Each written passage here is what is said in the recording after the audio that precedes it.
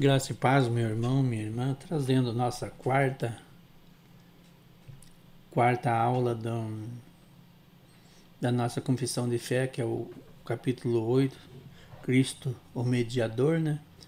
Então, creio que a última página hoje a gente termina hoje esse estudo e já começa no outro capítulo. Convido vocês a abrir comigo em Hebreus capítulo, acompanhar comigo aqui, né?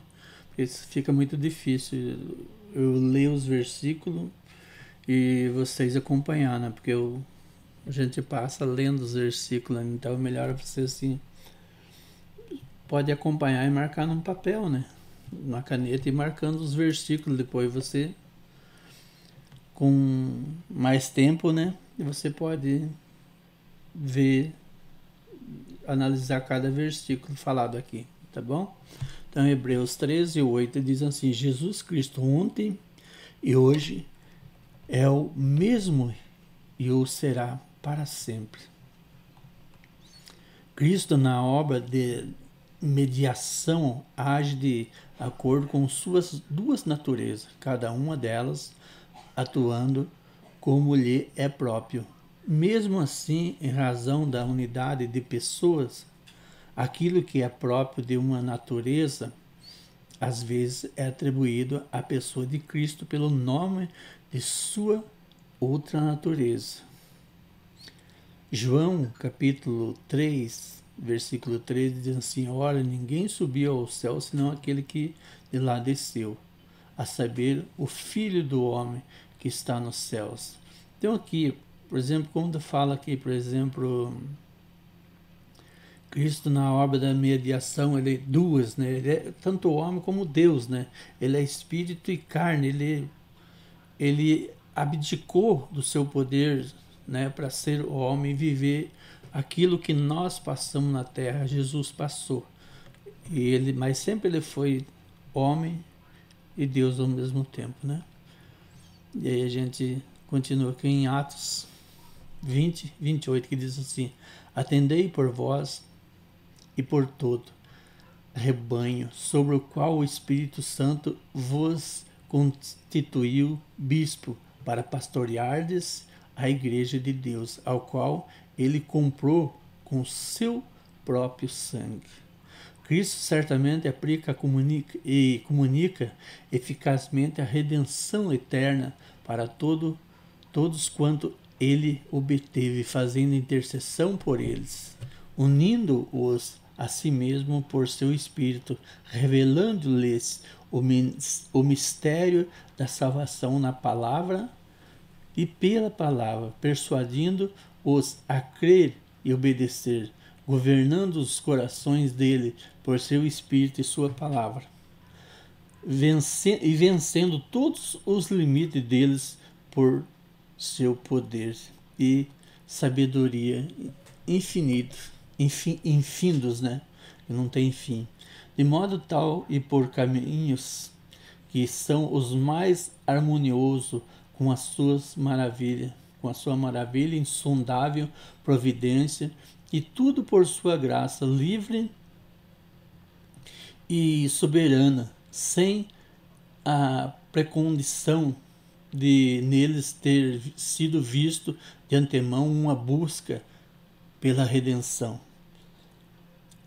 Jesus, como diz aqui, uma coisa que eu quero deixar bem claro, que fala que revelando o Espírito, o mistério, né, pela salvação, persuadindo os crer e obedecer, governando os corações deles por seu Espírito e sua palavra. Então, governando, quando governa, é a mesma coisa. Nós temos alguma coisa a chegar lá no governo e dizer que ele está governando errado, nós, pessoas simples, não tem como. Para isso tem que ser pessoas bem capacitadas, né, para isso. E tá dando um bug na tela aqui. E isso a gente não a gente esse foco aqui tirou um pouco, né? Então, assim, voltando, Jesus, ele o Espírito Santo, que quer dizer aqui que ele entra em nosso coração, ele domina, ele tem o domínio sobre nós. Ele nos convence, né? Então não é assim que nós, como existem muitas palavras, muitas pessoas que dizem assim, eu escolho a Deus, né? A gente não escolhe a Deus, Deus que escolhe nós, né? De modo tal e por caminhos que são os mais harmoniosos com a sua maravilha insondável providência de tudo por sua graça livre e soberana, sem a precondição de neles ter sido vida vista de antemão em busca pela redenção. Então, nada de antemão nós tinha. Foi Jesus que fez a obra na cruz e depois o Espírito Santo foi nos capacitando cada vez mais, chamando nós e nos operando em nós, né? João 6,37 diz assim: todo aquele que o Pai me dá, esse virá a mim, e o que vem a mim, de modo nenhum o lançarei fora. Aqui, outra questão aqui que ele fala: todo aquele que o Pai me dá, ou seja, todo aquele que são eleitos de Deus, Deus deu a Jesus, e esse Jesus trairá, ele não lança fora dele, jamais ele lança fora, ele voltará a buscar esses escolhidos, esses eleitos, né? João 10, 15, 16 diz assim: assim como o Pai me conhece a mim, eu conheço o Pai, e dou a minha vida pelas ovelhas. Ainda tenho outras ovelhas, não deste aprisco.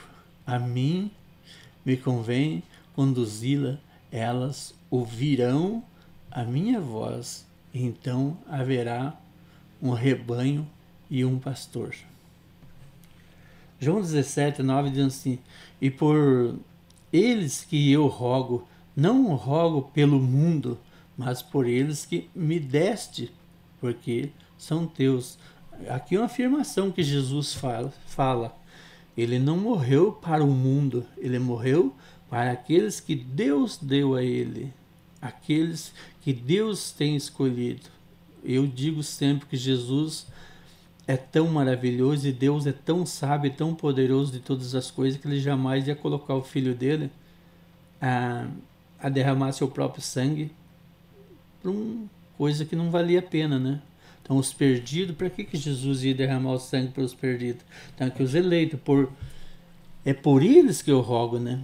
Que Deus, Jesus, assim que subiu, pediu que Deus guardasse essas pessoas do mundo do maligno, né? Que não perdesse, que eles não fossem perdidos, né? Romanos 5:10 diz assim: porque se nós, quando inimigo, fomos reconciliados com Deus e mediante a morte de seu Filho, muito mais estando já reconciliados, seremos salvos pela sua vida. João 17:6: manifestei o teu nome aos homens que me deste do mundo. Eram teus, tu nos confiaste a eles, e tu me confiastes, e eles têm guardado a tua palavra. Aquele que Deus escolheu sempre guardará a palavra de Deus. Então, e Efésios 1:9 diz assim: desvendando-nos o mistério da sua vontade, segundo o seu beneplácito, que propusera em Cristo. 1 João 5:20 diz assim: também sabemos que o Filho de Deus é vindo e nos tem dado entendimento para reconhecermos o verdadeiro, e estamos no verdadeiro, em seu Filho Jesus Cristo. Este é o verdadeiro Deus e a vida eterna. Romanos 8, 9, 14 diz assim: vós, porém, não estáis na carne, mas no Espírito. De fato, o Espírito de Deus habita em vós. E se alguém não tem o Espírito de Cristo, esse tal não é dele. Como eu falei, os perdidos, né?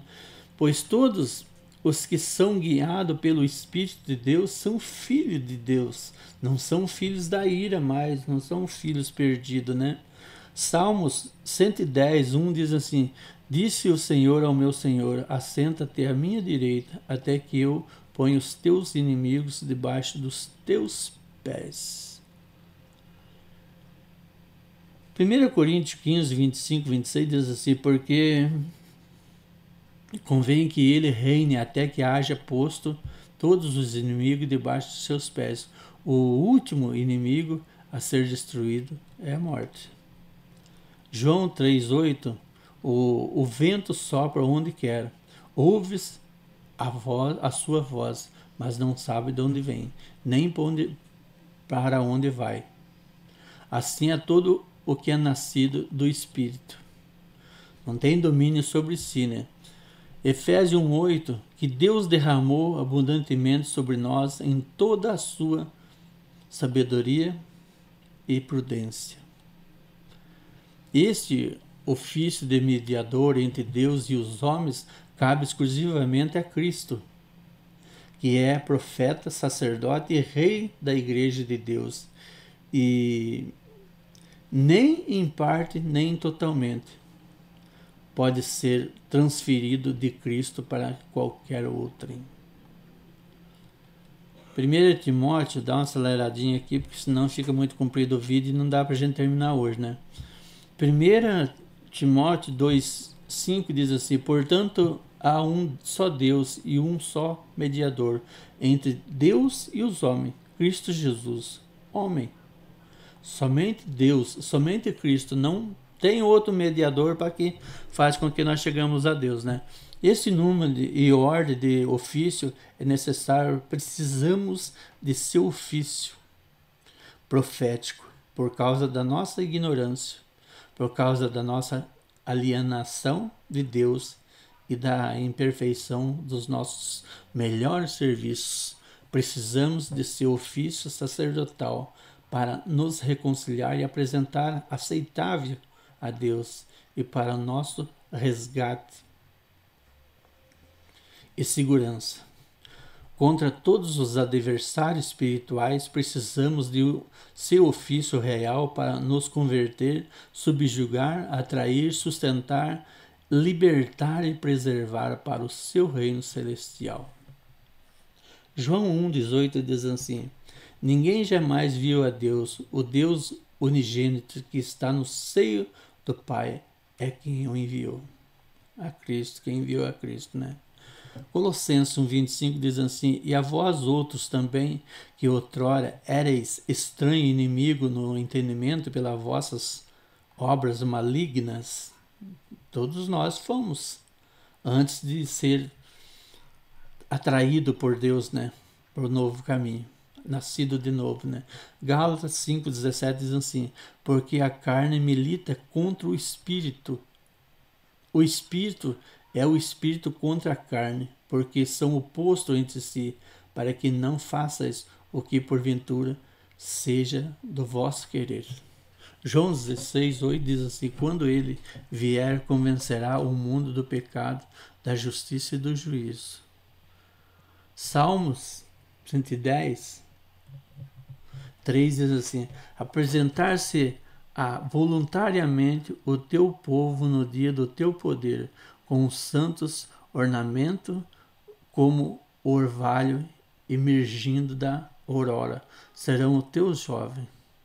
Lucas 1, 74, 75 diz assim: de conceder-nos que, livres da mão do inimigo, o adorássemos, sem temor, em santidade e justiça perante ele todos os nossos dias.